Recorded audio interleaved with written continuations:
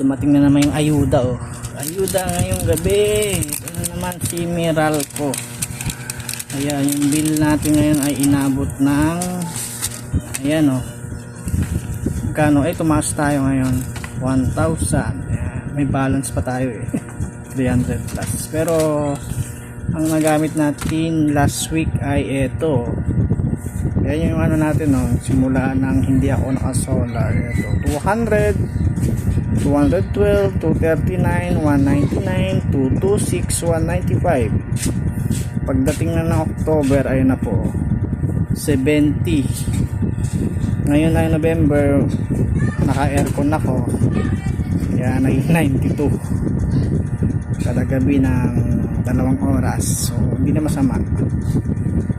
Ay inabot tayo ng 1,020 plus lang to dahil meron chinarge sa amin na 71 yung other charges.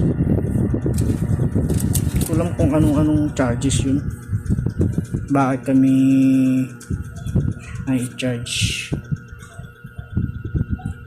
Yun lang, short update.